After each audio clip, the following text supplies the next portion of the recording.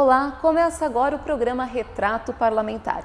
E o entrevistado do programa de hoje é o vereador Carlos Ferreira, do PDT. Seja bem-vindo, vereador. Obrigado. É bom estar aqui com você hoje. Obrigado pela escolha do meu nome de hoje, viu? Para falar alguma coisa. E eu retorno a esta Câmara, né? Já faz alguns anos que estou aqui, então é um prazer falar com você. Vereador, vou aproveitar e pedir para você contar para o pessoal que está em casa um pouquinho da sua trajetória. Você nasceu em Santo André, sempre morou aqui na cidade? Eu sou andreense, nasci em Santo André na década de 60. Você vê, eu sou jovem ainda, tenho 55 anos. Cursei o ginásio aqui no Ginásio Américo Brasiliense, Colégio Américo Brasiliense, aqui ao lado do Paço. Sempre morei aqui no bairro Casa Branca. Fiz o meu colegial no Celso da Gama e sempre nessa cidade. A única vez que estudei fora foi quando eu fiz administração de empresas na Faculdade Brás Cubas, em Mogi das Cruzes, não é? E também fiz filosofia na Faculdade de Filosofia, Ciências e Letras de Ribeirão Pires. Mas a minha criação, meus estudos, até o colegial, foi sempre aqui em Santo André. Vereador, você comentou que é formado em administração de empresas. Essa formação, ela te ajuda nessa questão da vereança? Eu acho que qualquer formação universitária, qualquer estudo a mais que a pessoa tenha, isso favorece os trabalhos aqui no Legislativo, porque o Legislativo é um trabalho feito com leis, não é? É uma fiscalização que o vereador faz ao Executivo. E é óbvio que a pessoa, quanto mais preparo ela tem de qualquer área, seja direito, seja economia, administração, sempre a prefeitura, o município, ele sempre está mais habilitado, mais capacitado a analisar os projetos, a ler os projetos, a entender melhor os projetos, a dar propostas diferenciadas a projetos, né, que possam somar como coisa boa à cidade. Então, eu acho que nós temos aqui na escola, aqui na Câmara, nós temos professoras, não é? Nós temos formado em odontologia.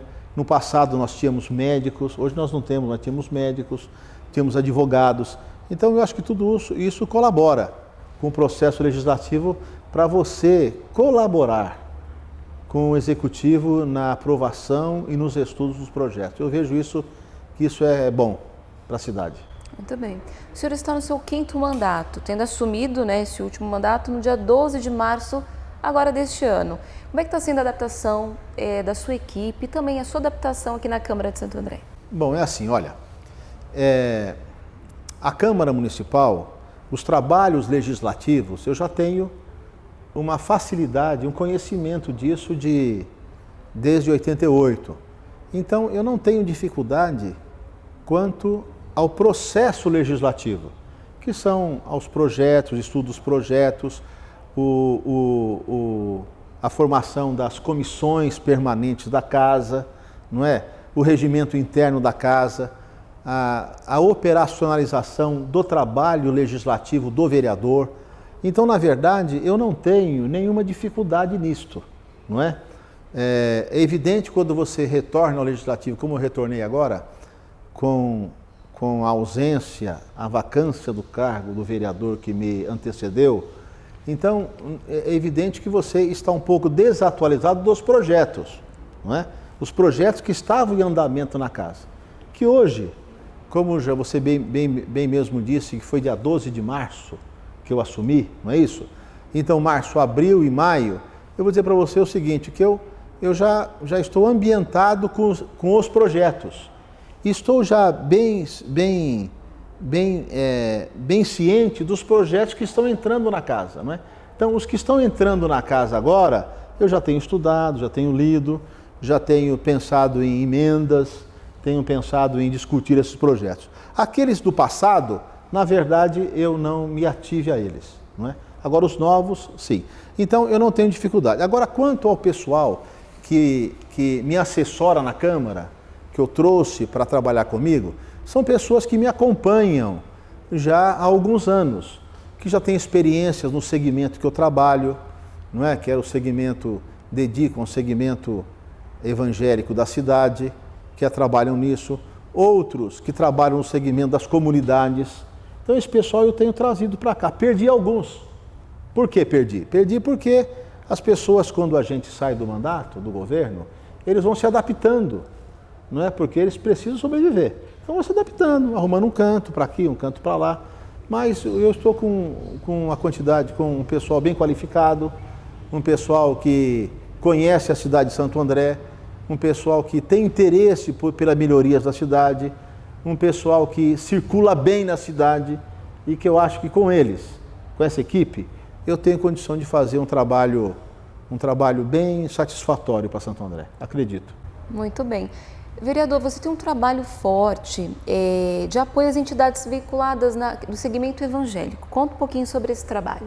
Bom, eu acho o seguinte, eu tenho realmente, eu até quero dizer uma coisa para você, Leire, é o seguinte, olha, os 5 mandatos que tenho aqui na cidade, no mandato de vereador, você pode ter certeza que foi a comunidade evangélica, em sua maioria, eu digo a sua maioria porque não foi na totalidade, mas a sua maioria, mais ou menos uns 70%, 80% que me trouxeram para cá, não é? Então eu devo esses 5 mandatos a eles, não é? Em sua maioria. Mas hoje eu percebo que a comunidade evangélica, pelo crescimento da comunidade, que nós devemos ter hoje em Santo André por volta de 700 a 800 igrejas evangélicas, não é? Então isso hoje, cada segmento, cada direção de igreja, ele tem desejo de lançar um candidato próprio. Então isso hoje está dificultando um candidato genuinamente evangélico. Então eu não acredito mais que a gente consiga a hegemonia em uma eleição de um candidato evangélico exclusivo. Eu acho que o candidato hoje, ele tem que sair da comunidade e ter também apoio do segmento evangélico, não é?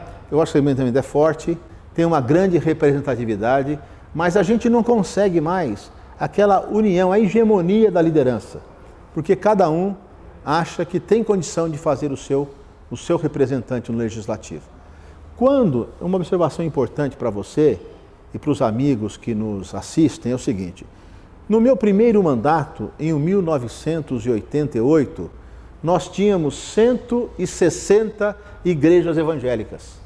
Então, de lá até hoje, cresceu mais ou menos 600 igrejas evangélicas. Então o crescimento evangélico e a divisão de lideranças foram muito grandes, não é? Então naquele momento eu tinha a hegemonia. Até o terceiro mandato eu tive a hegemonia, não é? Mas pela grande divisão ficou muito heterogêneo o processo. Então aí eu acho que a gente não tem mais condição evangélico de ser exclusivamente mais evangélico. Tem que haver hoje o trabalho com a comunidade. Vereador, há um projeto de sua autoria que dispõe sobre a obrigatoriedade de inscrição de mensagem contra tóxicos em documentos oficiais. Fala um pouquinho sobre essa matéria. Em um dos meus mandatos, naquele momento, estava havendo um movimento na cidade de Santo André, muito grande, que era feito na Câmara Municipal, muitas reuniões sobre como combater o crescimento desta droga no município, não é? Com a juventude, com os adolescentes, que estavam muito aí se vendendo drogas nas portas das escolas. Então eu me lembro muito bem que o governo, junto com a comunidade, nós estávamos pensando em maneiras de propagar isso, para que houvesse uma forma de diminuir isso. Então foi feita reuniões aqui na Câmara com a Polícia Militar, no comandante daquela época, comandante da Polícia Militar de Santo André, foi feito com as entidades sociais da cidade, teve representante das igrejas evangélicas, teve representante das igrejas católicas. Então, neste momento, o que a gente fez? Neste momento, a gente deu uma sugestão, que era divulgar o que causava, na verdade, esse problema e alertando a comunidade para o não uso de drogas. Então, surgiu a ideia nesse conselho que foi montado, nessas discussões, que a gente poderia colocar em todo impresso, em toda propaganda do município, em tudo aquilo que o município fizesse, destacasse essa inscrição, a mensagem contra tóxicos em documentos oficiais. Então, partiu dali a ideia. Então, aí nós trouxemos para a Câmara e fizemos esse projeto. Esse projeto para participar desta comissão, dessa reunião de pessoas da sociedade que estavam trabalhando contra as drogas. Então, surgiu dali e eu somente fui, na verdade, um interlocutor junto à Câmara de fazer o projeto e ser aprovado no Legislativo. Foi isso. E também tem um outro projeto muito interessante com relação à isenção de IPTU aos imóveis locados para instituições religiosas. Tá. É isso aí, na verdade, é uma novidade que aconteceu na época. Houve muita discussão aqui. O prefeito, naquele momento, era o prefeito João Avamileno, do PT, e que nós discutimos muito sobre a isenção de impostos para igrejas evangélicas, para prédios próprios e para prédios locados. Porque nós discutimos naquele momento era a finalidade da locação, que era o culto evangélico. Por que isso? Porque nós entendemos que a igreja evangélica ela é um bem social, independente de ser um local onde se fala da Bíblia Sagrada, onde se fala de Deus, onde se fala de Jesus, onde se ensina coisas boas. Nós entendemos que ela é um bem social. Porque a pessoa que vai para a igreja evangélica, ela não está no bar bebendo até as 10 da noite. A pessoa que frequenta a igreja evangélica, ela não está fazendo tráfico de drogas na comunidade. A pessoa que frequenta a igreja evangélica, ela não está se satisfazendo com o álcool até a meia-noite, 2 horas da manhã. Então a igreja tem esse bem social. Além dela resgatar esse pessoal e trazer para a igreja, ela também ajuda e apoia a comunidade como um todo. Ela leva a cesta básica, ela dá cursos profissionalizantes, ela motiva, ela visita, ela trabalha com a família, ela atende a família no momento de desespero, de aflição, de morte, de doença. Então, a igreja evangélica, ela é um bem social. E nós entendemos ainda que quanto mais igreja na cidade, melhor é para a comunidade. Porque igreja? O que você tem na igreja? Você tem cânticos, você tem adoração, você tem ensinamento da Bíblia. Essas pessoas não estão na rua, elas estão lá. E lá elas aprendem e procuram fazer o bem. Então nós entendemos que a igreja evangélica, ela está dentro da comunidade. Não é? Ela atende a comunidade. E quem participa dela são os moradores da comunidade. É por isso que a gente fez esse projeto de lei. Assim como as associações de bairro hoje não pagam IPTU. Elas são isentas de IPTU. Por quê? Porque elas atendem ao local onde a comunidade se reúne para fazer o bem social. Não é? Então, dessa mesma ideia, nós levamos à igreja evangélica. Muito bem. Vereador, que outros projetos você destacaria dos seus mandatos? Eu não me lembro mais, porque eu já estou velho. Estou brincando, não estou velho mais. Tem um com relação à asepsia da areia, então, né, nos parques infantis. Isso, na verdade, que é o seguinte, tem este e tem também um projeto que nós fizemos, que era o uso de talheres descartáveis e copos descartáveis para a pré-escola, para as escolas municipais. E também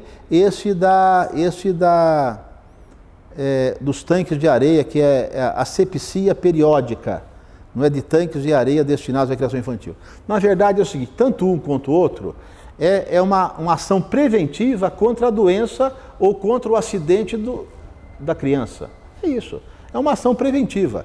Antes as escolas usavam talheres de aço, de ferro e copos de vidro, não é? Quer dizer, além de ter que lavar, além do problema de higiene, tinha o problema do risco de quebrar e de machucar a criança, não é? E idem também o problema das areias, quer dizer, lá o pessoal ficava à noite, os animais passavam, faziam suas necessidades, vinha a chuva, a sujeira, o bicho à noite fazia lá a necessidade, até as crianças próprias tinham a sujeira que poderiam fazer lá, não é? Isso, depois iriam brincar nessas areias, ficavam doentes. Não é? Então, na verdade, este projeto é um projeto preventivo, que vem prevenir o quê? Uma doença futura nas crianças, é isso. Que eu acho que isso foi bom para a cidade, tanto quanto a lei dos talheres e dos copos descartáveis. Realmente muito interessante, e não somente tem a questão da prevenção, né? Porque se você previne, você também está investindo na saúde de alguma maneira. Na saúde e também no acidente, né? Você veja bem o que pode causaria a criança quebrando um copo e machucando a mão, ou caísse em cima daquilo. Então, na verdade, é até uma questão de vida. Muito bem. Vereador, para você, atualmente, quais são os maiores problemas de Santo André? Puxa vida, que pergunta difícil você faz para mim. Eu acho que Santo André tem tanto problema hoje que não dá para destacar quais são os maiores, né? Você veja, por exemplo, hoje, você vai ao hospital municipal, o que você consegue ver lá? Filas e reclamações.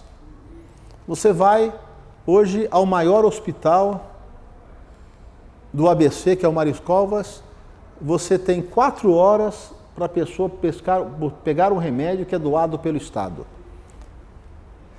Você sai na rua hoje, você fica preocupado em parar no farol, não é?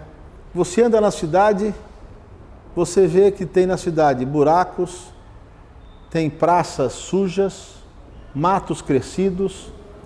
Na Câmara, a reclamação que nós temos todos os dias é o problema de ratos próximos a bueiros, a esses rios que cortam a cidade, as canais que cortam a cidade. Então, na verdade, a cidade tem tanto problema hoje, que o problema habitacional da cidade, você vê hoje, por exemplo, os drogados, essas pessoas que estão aí viciadas, estão morando debaixo de todos os viadutos da cidade. Tiraram o pessoal ali da Vila Guiomar, agora estão todos dentro da cidade. Você passa no Príncipe Vigário e está cheio de maconheiro lá e drogado. Você vem para o Zé do Forte, está cheio de drogado. Você anda no centro da cidade, está cheio de pedinte drogado. Então, na verdade, eu acho que a cidade hoje nós temos muitos problemas. E nós temos um problema que eu acho que o município deveria e tem que trabalhar, o prefeito municipal, que é o problema do êxito das indústrias de Santo André. Santo André era uma indústria, era uma região industrial. Era uma cidade que tinha um PIB elevado. O que é PIB? É a riqueza da cidade. Quando eu trabalho numa fábrica e eu recebo o meu salário, eu trago produção à cidade. Eu trago produção à cidade, eu trago renda para mim. Se eu trago renda para mim, eu levo consumo, eu compro roupa, eu vou no restaurante, eu vou no shopping, eu vou nas lojas. Então eu consumo, a minha família consome. Se eu tenho riqueza na cidade, eu tenho emprego na cidade, eu não dependo do atendimento público para a saúde, não é? Eu tenho condição de pagar um convênio médico, eu tenho condição de comprar o meu remédio. Então a cidade hoje, ela está pobre, porque ela não tem PIB, o desemprego na região é grande.